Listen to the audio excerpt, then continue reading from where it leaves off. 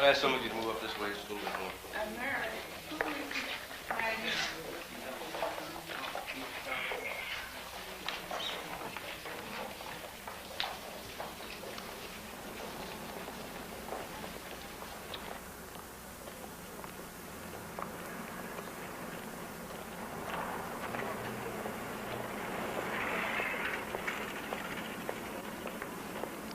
Many years ago, when I was the wife of a brand new Texas congressman, I snapped photographs outside these iron gates.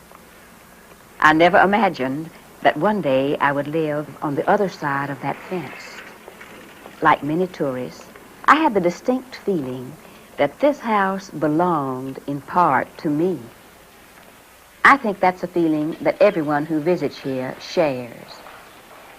Just like the thousands who come here each year, I was impressed by the majesty of the great staterooms on the first floor and was proud of the stream of history that ran through each of them. What the passerby doesn't always realize is that there are two sides to the White House: the official side that remains in the public eye and the private side that the public rarely sees. The living quarters for the president and his family.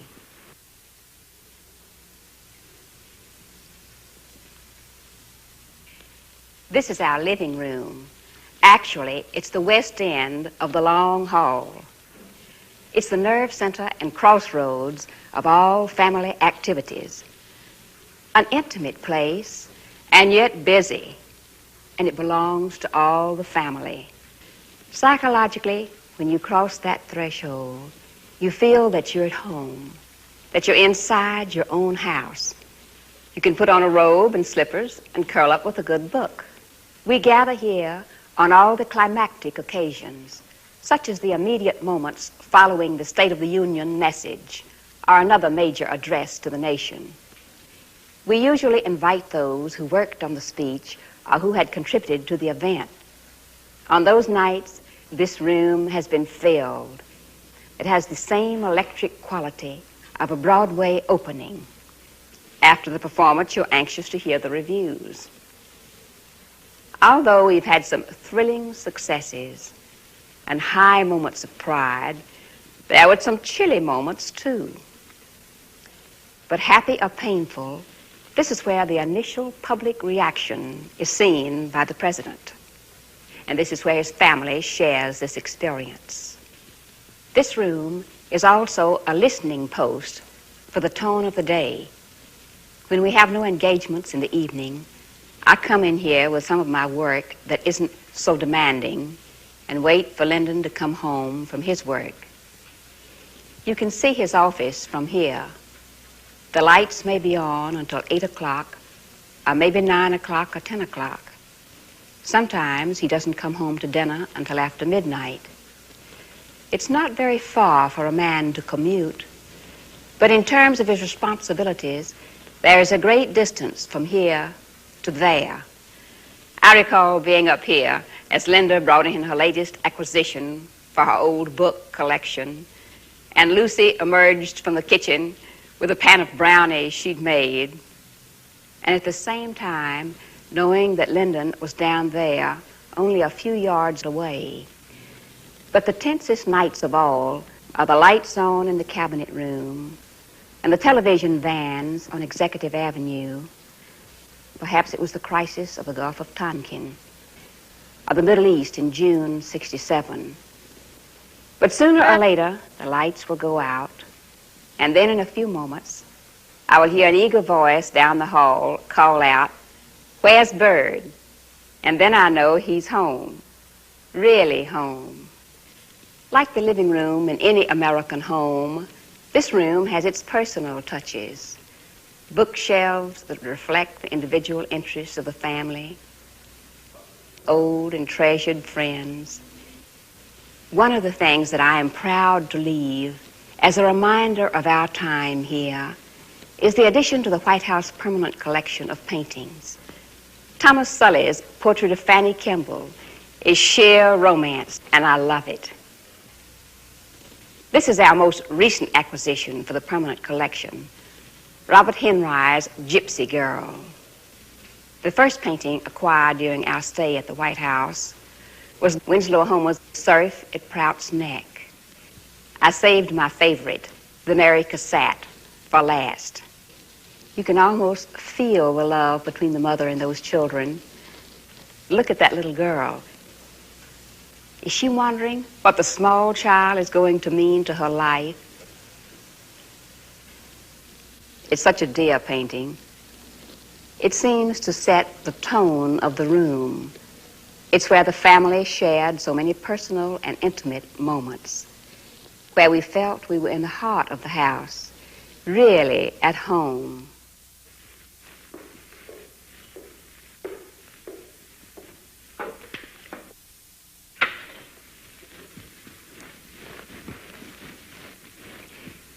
Each of the rooms in the family quarters of the White House has a special personality, a distinctive mood.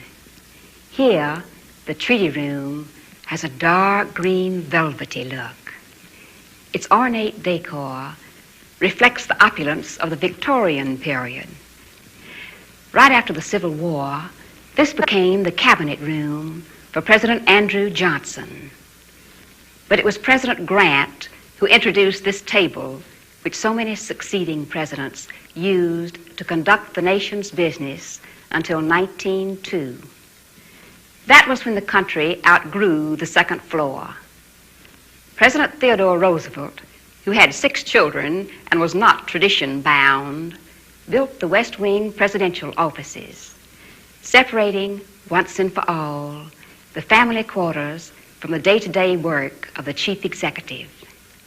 Many objects bring to mind earlier presidents. The torches of Andrew Jackson, this lamp presented to Mrs. Grover Cleveland, and this tortoise-shell wastebasket of President Grant, guaranteed to attract the young boys who visit us. The chandelier has an interesting story behind it. It was designed for the East Room in President Grant's time, but it soon passed from room to room until it finally wound up gracing President Theodore Roosevelt's new office. Every time the door opened, it tinkled, distracting him greatly. He ordered it to be sent to the Capitol, and he was supposed to have said, "Put it in the Vice President's office and it will keep him awake." And there it remained until my husband became Vice President in 1961. During Mrs. Kennedy's renovation, Lyndon was instrumental in returning it to the White House, where it hangs today. This room has seen many treaty signings. In our time, I've witnessed 2 treaties here involving the geographic extremes of our country. The first was the Campobello Treaty, which made the summer home of Franklin Delano Roosevelt an international park between Canada and the United States. Behind this table, Prime Minister Pearson of Canada and my husband were seated, flanked by their delegations. I remember James Roosevelt and Miss Grace Tully, the President's personal secretary. It was a thrilling look back into the past. And then, from the northernmost part of the country to the southernmost, in October of '67, the Chamizal Treaty was signed here, returning to Mexico a small strip of land long in dispute between our countries. What a feeling of goodwill there was that day. The Texas congressmen from the border districts were here, and a delegation from Mexico. Everyone, I felt, was saying to himself, "It's done at last." I can recall some other writing performed at this table, all that will never go down in history. I was showing my guests the rooms on the second floor. We entered the treaty room, and as I began my recital, I saw on the table some rather tattered notebooks and chewed pencils, a high school algebra, and a Latin book. It was evident that Linda and Lucy had discovered what I too would soon learn, that this room is mighty conducive to getting work done. Almost from the beginning, I've used this room to launch the projects closest to my heart. It's a good place to gather your committee or your group, talk into being a program, and get it moving. Most of our beautification planning was done right here. We took our notes on President Grant's table, and our liaison with the outside world was this old French telephone made back in the 1890s. And then I know that one day when I walk through the finished Lyndon B. Johnson Library at the University of Texas, vivid memories of this room will come to mind. For almost 3 years, our various library committees have met here, bringing in the chancellor and regents, architects, historians and archivists, and all manner of design exhibit people. Here, we have watched the library grow from just a germ of an idea to a real living repository of history. And so, a room that started out as a working environment for a succession of presidents still provides that very important function for 20th century first ladies with a variety of projects. It is a working room, but like any room in the White House, it is also a collection of memories.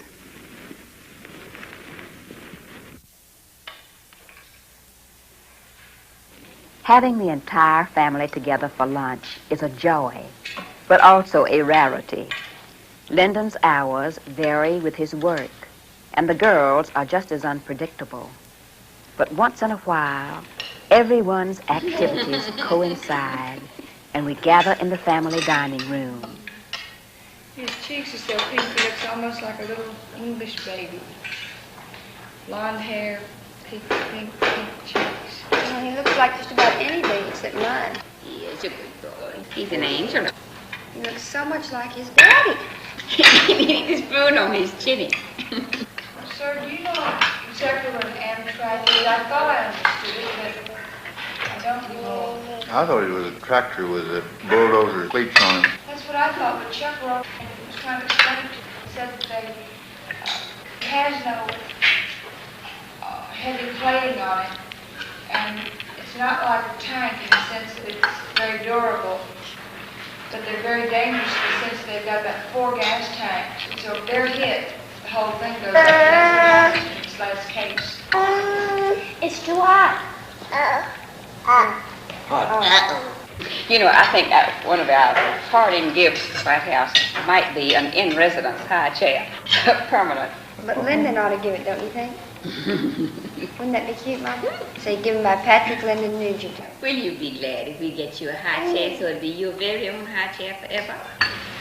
Lucy Baines, what kind would you like? One of those pretty bright colored ones like we have at the ranch? Yes, ma'am. And when I go down, I'll find out exactly how much to the penny the other one was. The other one was, and how much the playpen was. All right. And I will then give you a check for the whole business. Yes, ma'am. And we'll have 2 grandmother high chairs and 1 grandmother playpen, which will take up residence at the ranch. Right. We'll have to get them And filled then up. assorted Nugents and Robs can play in the playpen and sit in the high chair. But I bet we'll have 2 that'll be in high chairs at the same time without any difficulty. Well, I know when Lindenberg's is in a high chair, Lennon will still be in a junior chair, if not a high chair. He'll still be, you can take, maybe able to take the tray off, but he'll He still would be. not be in one of my chairs with the nice needlepoint seats. Mother, are you trying to tell me something? I'm gonna have to go.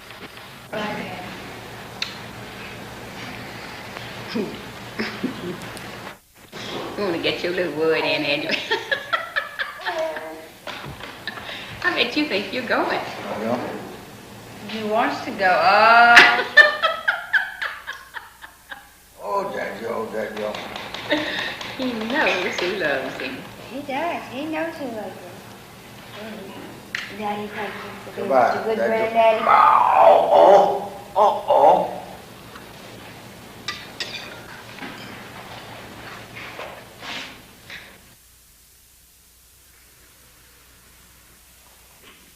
To me, the yellow oval room is the loveliest room in all the White House.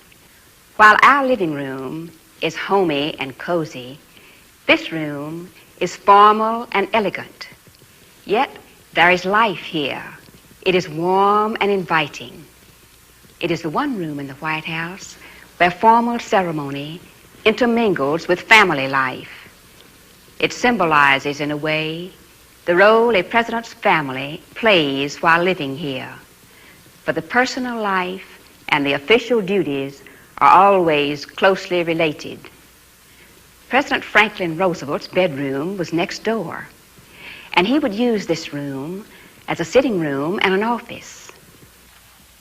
For us, it has been the main drawing room, and on a winter evening, the fire is a magnet for good conversation. Traditionally, the yellow oval room has been used for entertaining and for receptions. In fact, this is where the first official reception ever held at the White House took place. Here, on a chilly January 1st in 1801, John and Abigail Adams received the ministers from the first 6 countries that had recognized this brand new nation. And still today, this room offers hospitality to visiting chiefs of state. This is where we invite the prime ministers or kings and their wives for that half hour or so before a state dinner. The earlier part of the day is filled with honors and formal ceremonies on the South Lawn, colorful fanfare, sometimes a parade. This has always been an impressive experience, a responsibility. I go to the 3rd floor before the occasion and look at the great map case and pull down Liberia, India. Then I read a fairly thick sheaf of briefings on the visitor and his country. I also try to go over the guest list a good many times before the state dinner, because hopefully you can say something more than just how do you do to our guests who come from all over the United States to meet the visiting head of state. And then it is a high moment when the color guard enters. The president escorts the wife of the visiting chief, and I, in turn, by our guest. For a year, the handsome Marine captain who led the group was Chuck Robb. He was terribly military and impressive. It was not until months had passed that I realized I might be looking at our future son-in-law. We have had so many wonderful, personal, happy times in this room. Here, Lyndon and I celebrated, just last year, our 33rd wedding anniversary. The cake that Linda planned hailed our time together 1/3 of a century. What a day! It was our grandson's first birthday. Like all birthdays, the climax is the cake. This one provided us with a household crisis. Those sticky little feet and that elegant Louis XVI upholstery. In the end, the furniture didn't suffer one bit, but my nerves did. And then there was the Christmas of '67. My husband was plunged into a trip around the world. Prospects were bleak indeed for a Christmas with the whole family together. I followed his headlines from Australia to Thailand to Rome. And then gloriously, he came home on Christmas Eve. That Christmas, we were 7. 2 sons-in-law and a new baby. Unspoken was the thought that next Christmas Chuck would not be with us. It was a fragile happiness, like some lovely bubble. And I think the room must have sensed it, for it was never prettier. It was our first Christmas in the White House, a moment to catch and hold. It seemed to underscore my feeling that this house is only on loan to its tenants, that we are temporary occupants linked to a continuity of presidents who have come before us and who will succeed us. For only a brief time, we serve as the extension of 200 million people, holding their trust, working to fulfill it. The man who sits in this chair sits in the chair that's been occupied by less than 40 men in the long history of this great republic. He is selected by the will and by the votes of a majority of the citizens of this republic. He must execute the philosophy and the policies of the people of this nation, regardless of his own personal feelings from time to time. He is the executor of the will of the people of this nation, and he carries upon his shoulders day and night a burden that always seems, at least to him, too much to carry, but only for him to carry. We'll be leaving here shortly after having spent almost 40 years in the federal service.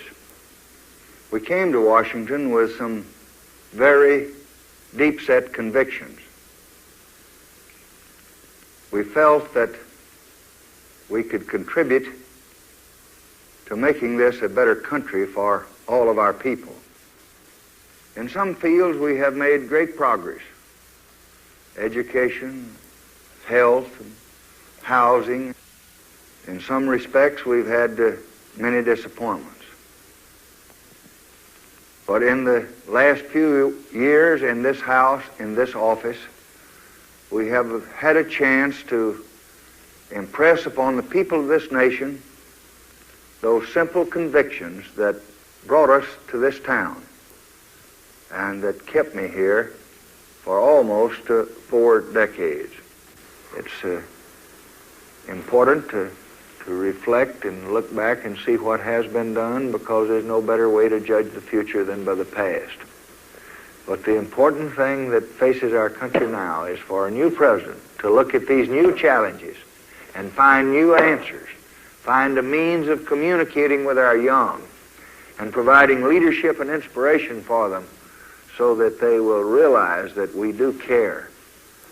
Find a way to help better understanding come to our races so that we can live together in peace and harmony and equality with justice to all. No president ever came to this office on a platform of doing what was wrong.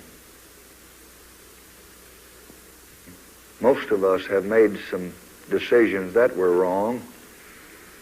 And as we leave office, in a good many instances, most of the people seem to feel that most of the things we've done have been wrong.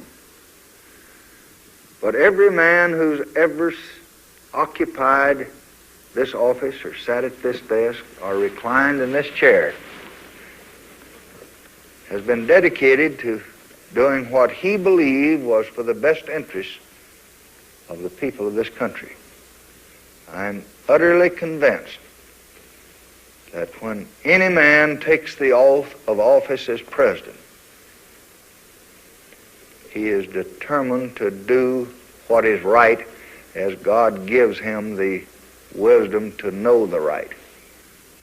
Most people come into the office with great dreams, and they leave it with many satisfactions and some disappointments, and always some of their dreams have not come true.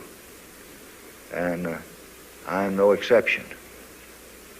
But I'm so grateful and so proud that I've had my chance. And as to how successful we've been in doing the greatest good for the greatest number,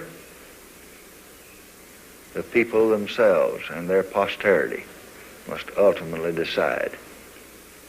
I have the satisfaction, my family has the satisfaction, that we gave it all we had and we think we provided some of the answers